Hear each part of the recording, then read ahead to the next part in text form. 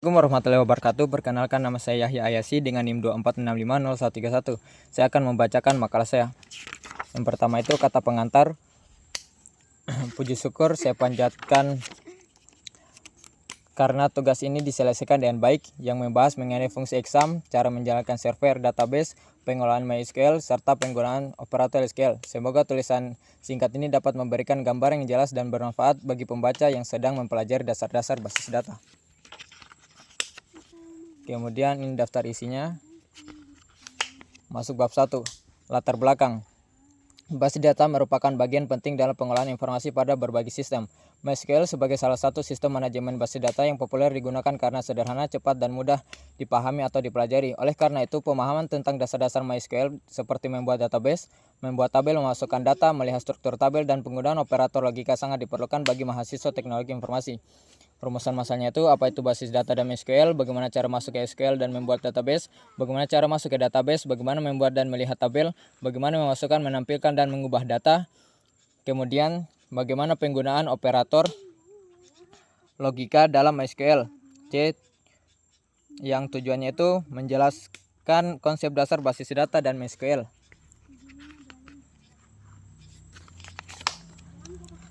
Menjelaskan langkah dasar penggunaan MySQL, memberikan pemahaman mengenai pengolahan data sederhana dalam MySQL.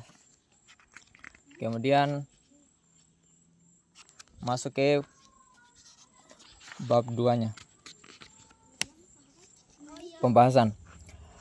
Pengantar basis data. Basis data adalah kumpulan data yang terorganisir dan saling berhubungan sehingga dapat dikelola, disimpan, dan diakses dengan mudah dalam kehidupan modern. Hampir di seluruh sistem digital menggunakan basis data seperti aplikasi perbankan, e-commerce, sistem akademik kampus, perpustakaan digital, hingga media sosial. Tujuan dari basis data adalah menyediakan tempat penyimpanan yang terstruktur sehingga dapat melakukan operasi seperti menambah, mengubah, mencari, dan menghapus data dengan mudah. Penggunaan database memberikan banyak pilihan dibanding menyimpan manual seperti data lebih mudah ditemukan, risiko kehilangan atau kerusakan dapat lebih rendah, pengolahan data lebih aman, mendukung banyak pengguna secara bersamaan. Yang kemudian pengantar MySQL. MySQL adalah salah satu sistem merancang basis data relasional yang paling banyak digunakan MySQL. MySQL menerapkan bahasa SQL, Structured Query Language. Keunggulan MySQL, dan open source, gratis dan open source, cepat dan stabil, mendukung digunakan jumlah data sangat besar, banyak digunakan dengan web development, kemudian kompatibel dengan PHP, Java, dan Python. MySQL dipakai oleh aplikasi seperti WordPress, WhatsApp, YouTube, Facebook, banyak sistem informasi akademik kampus. Kemudian masuk MySQL Shell. MySQL Shell adalah antar muka berbasis teks untuk menjalankan perintah SQL. Buka shell melalui exam shell, yaitu terminal khusus yang telah otomatis terhubung dengan MySQL. Langkah-langkahnya itu buka exam, tekan tombol shell, kemudian jendela terminal exam akan muncul. Ketik perintah MySQL min urut, MySQL membuka MySQL clean, kemudian min urut masuk sebagai user root. Pada exam user root tidak memiliki password sehingga tidak perlu min p. Mengetahui cara masuk MySQL adalah pondasi sebelum belajar shell. Dapat memahami masalah paling umum dalam kesalahan login. Membuat database. Database adalah wadah ukuran yang digunakan untuk menyimpan seluruh tabel, data, dan struktur penting lainnya. Database membantu pengorganisasi data agar tidak tercampur dan mudah dikelola. Untuk membuat database baru, perintah create tabel DB kampus. Penjelasannya itu create database adalah perintah dasar SQL untuk membuat database baru. DB kampus adalah nama database. Nama bisa diganti sesuai kebutuhan. Perintah ini hanya membuat satu ruang kosong yang nantinya akan berisi tabel. Jika berhasil, MySQL akan menampilkan pasal query OK, satu row affected. Setelah database dibuat, pengguna harus memilikinya sebelum mulai membuat tabel. Kemudian menggunakan database. Setelah membuat database, langkah selanjutnya adalah masuk ke database tersebut. Agar semua perintah berikutnya disimpan pada database yang benar, perintahnya itu use dbet campus. Dengan perintah ini, setiap operasi seperti create tabel, insert, select, dan lainnya akan dilakukan di database db campus. Jika tidak memilih database, maka MySQL akan menolak pembuatan tabel karena tidak tahu database yang digunakan. Kemudian membuat tabel. Database terdiri dari banyak tabel. Tabel adalah struktur yang berisi baris dan kolom. Setiap kolom memiliki tipe data tertentu seperti angka, teks, tanggal, dan sebagainya. Contoh membuat tabel mahasiswa, create tabel mahasiswa, ID info, auto increment, primary key, nama itu varchar, jumlahnya 50, name integer, jumlahnya 8, jurusan, kemudian varchar, itu jumlahnya 30. Penjelasannya itu ID integer bertambah otomatis dan menjadi primary key. Nama menyimpan data teks maksimal 50 karakter. Name-nya itu untuk menyimpan nomor induk mahasiswa. Jurusan untuk menyimpan jurusan mahasiswa. Tabel ini menjadi dasar untuk memasukkan berbagai operasi SQL selanjutnya. Kemudian melihat daftar tabel. Setelah membuat tabel, pengguna dapat mengecek apakah tabel telah berisi atau berhasil dibuat.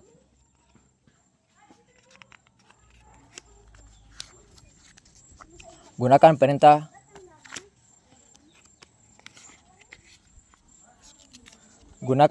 show tables.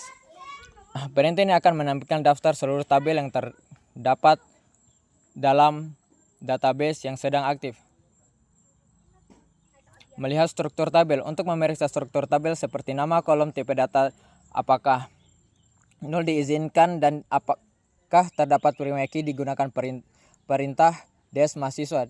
Des membantu memastikan bahwa tabel telah dibuat dengan struktur yang benar sebelum diisi data. Yang pertama itu memasukkan data ke dalam tabel. Setelah tabel berhasil dibuat dan memiliki struktur yang benar, langkah selanjutnya adalah mengisi tabel tertentu dengan data. MySQL menyediakan perintah insert into untuk memasukkan data manual ke dalam tabel. Proses ini sangat penting karena tanpa database tidak memiliki nilai guna meskipun strukturnya sudah lengkap. Kemudian perintah insert berguna untuk menambahkan satu atau lebih baris ke dalam sebuah tabel. Pada tahap ini biasanya mulai memahami bagaimana tabel berkarya. Karena baris-baris yang mereka memasukkan akan saat dilakukan select data. Insert data suku baris. Insert into mahasiswa, nama, NIM, jurusan, values, RD 246500131 informatika. Select kolom tertentu. Select nama jurusan from mahasiswa untuk menampilkan nama dan jurusan. Kemudian select dengan kondisi where. Select from mahasiswa where jurusan informatika mencari data berdasarkan kondisi perintah menampilkan mahasiswa dengan jurusan IT. Select dengan kondisi mengatur order by. Select from mahasiswa order by nama asli. ASC itu adalah ascending, DSC itu adalah descending. AC berarti pengurutan dari nilai terkecil ke terbesar. AC merupakan pengurutan menaik, sedangkan Des berarti pengurutan dari nilai terbesar ke terkecil. Mengubah struktur tabel dengan alter tabel. Dalam pengolahan basis data, struktur tabel tidak selagi tepat. Kebutuhan penyiapan data dapat berubah karena adanya pengembangan sistem, perubahan regulasi maupun penambahan fitur baru dalam aplikasi. Kemudian menambah kolom baru. Perintah ini digunakan untuk menambahkan kolom baru ke dalam tabel yang sudah ada. Perintah menambahkan kolom alamat pada tabel mahasiswa. Alter tabel mahasiswa ada alamat varchar. Menentukan posisi kolom first dan after. Kolom baru akan berada di urutan paling terakhir. Namun dalam beberapa kasus penggunaan ini menempatkan kolom tertentu pada posisi tertentu. First menempatkan kolom di posisi paling awal. After menempatkan kolom setelah kolom tertentu. First alter tabel mahasiswa add it integer first. Kolom ID akan berada di urutan paling kiri. After tabel mahasiswa add jurusan varchar 30 after nama. Kolom jurusan berada tepat setelah kolom nama. Mengubah Data kolom. Jika satu kolom sudah ada tetapi membutuhkan perubahan tipe data, maka digunakan perintah modify. Misalnya, kolom nama awalnya varchar 30 ingin diperbesar menjadi varchar 50.